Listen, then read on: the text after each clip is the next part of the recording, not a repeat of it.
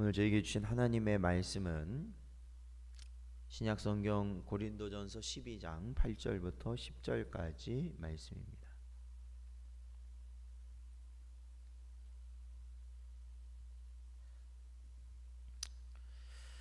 저희 함께 봉독하겠습니다.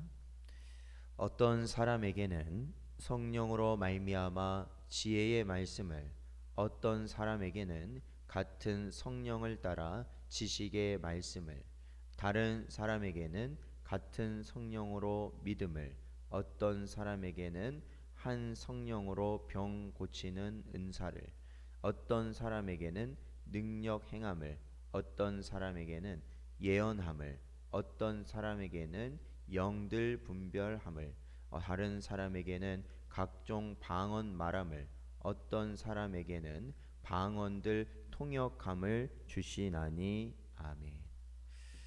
기도하겠습니다. 하나님 아버지, 감사합니다. 오늘도 이 시간 저희들을 주님 앞에 나옴으로 이 하루를 시작할 수 있도록 인도하여 주신 은혜 감사드립니다.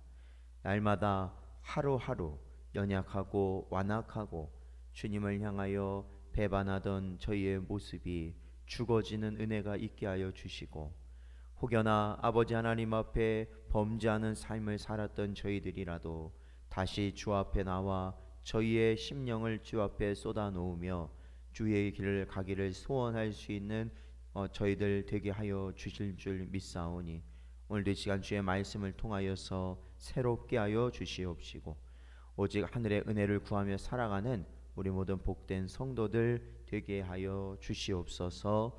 간절히 바라오며 이 모든 말씀 예수님의 이름으로 기도하옵나이다. 아멘. 사랑하는 성도 여러분, 오늘도 저희에게 주신 하나님의 말씀 가운데 저희들이 새 힘을 얻고 또한 저희들이 갈 바를 깨달으며 살아가는 저희들 되기를 간절히 바랍니다. 날마다 이 새벽 시간에 저희들이 이렇게 주의 말씀을 전하고 듣는 그것을 생각해 보면 하루하루 저희들의 과거의 내가 죽고 다시 부활하여서 하나님의 말씀을 통하여 새롭게 되어지는 은혜가 있다는 것을 깨닫게 됩니다. 그래서 그리스도 안에서 저희들이 다시 예수님의 또한 그 십자가를 의지하고 또한 보혈의 능력을 의지하여서 하나님 앞에 나아갈 수 있는 그러한 새 힘을 얻는 시간이 된다는 것을 저희들이 깨닫게 됐을 때 참 귀하다. 하루하루 시작할 때 주님 앞에 나와서 시작하는 것이 참으로 귀하다는 것을 알게 됩니다. 이 성령님께서 이 성도와 함께 동행하심으로 이 성도에게 주어지는 놀라운 은혜가 무엇이라고 저희들이 살펴보았냐면 바로 성령의 열매를 맺게 되는 은혜가 우리 안에 나타나게 된다라는 것입니다.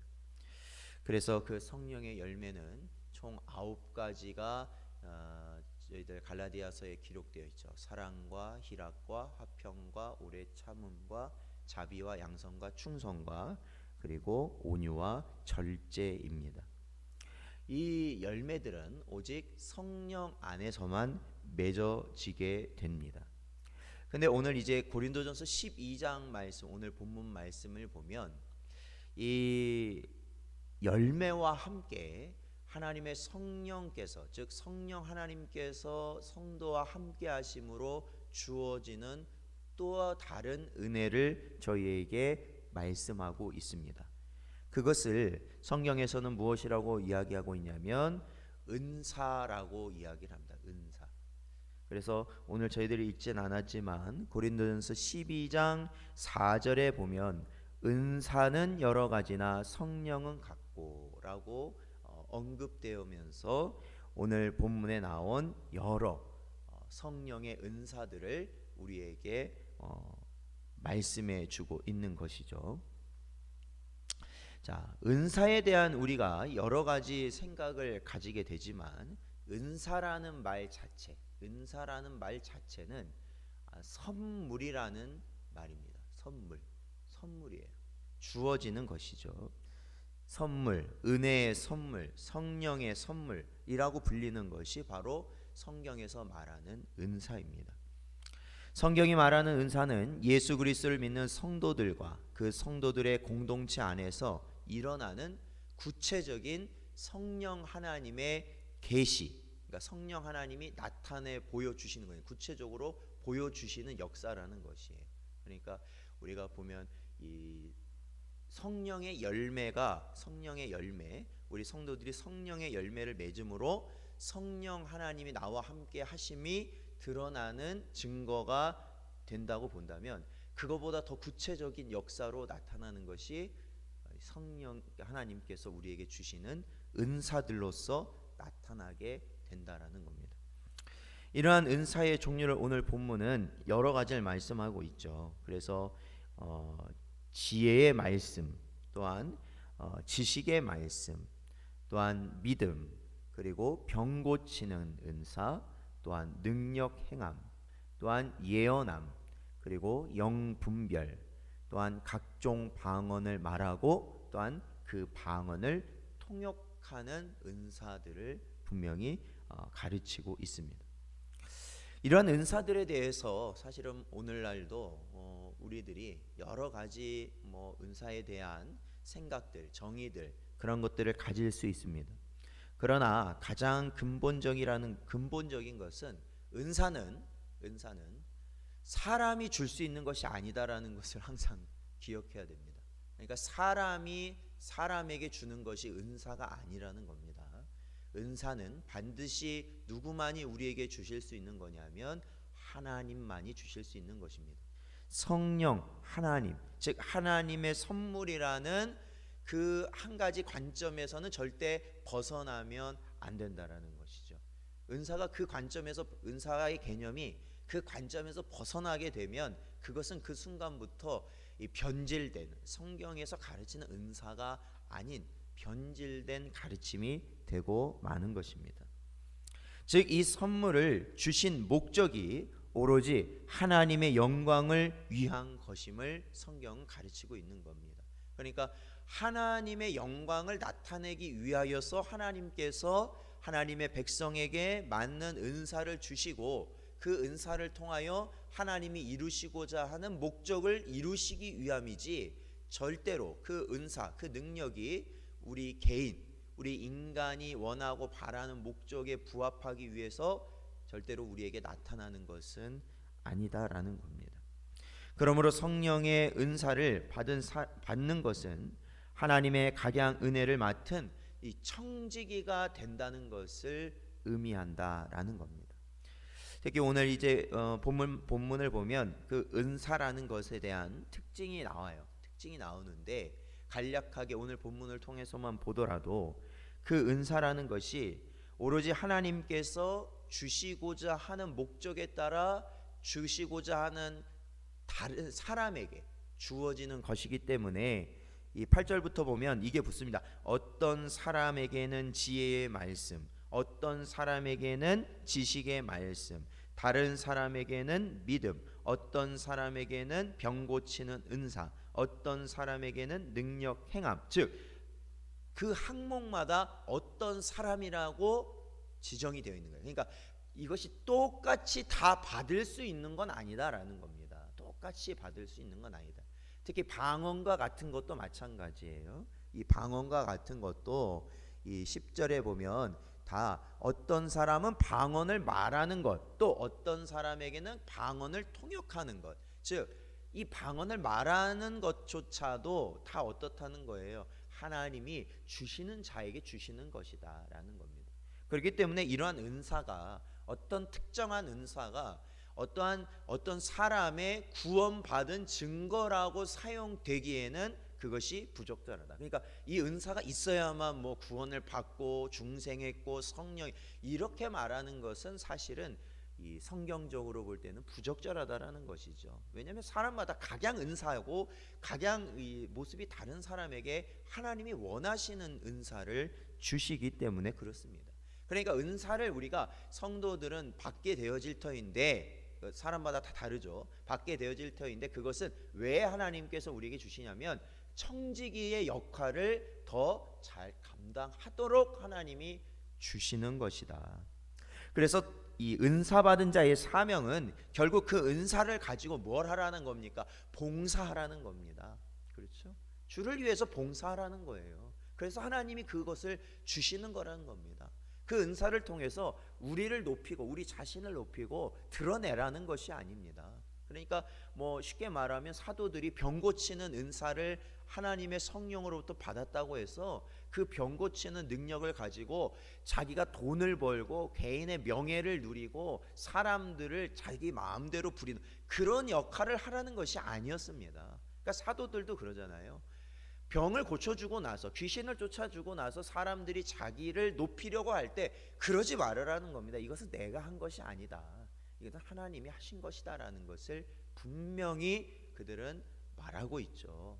왜냐하면 그러지 않다면 그것은 자신들에게 내려올 저주이기 때문에 그렇습니다. 하나님은 진노하시기 때문에 그렇죠.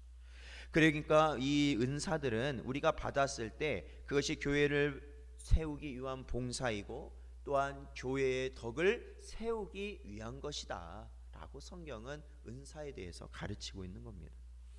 이것은 모든 은사를 하나님의 부르심 즉 소명과 직결시키고 있는 이 본문의 말씀에도 잘 드러나고 있는 것입니다.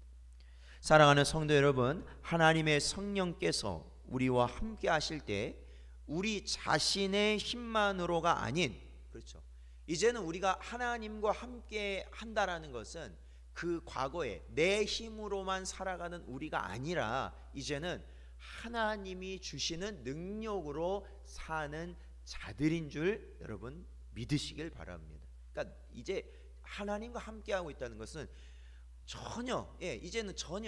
이제는 과거의 나와 지금의 나는 전혀 다른 존재가 되었다는 것이 아닙니까? 근데 어떠한 것까지도 그러냐면 내게 능력 주시는 분이 하나님이시다라는 겁니다.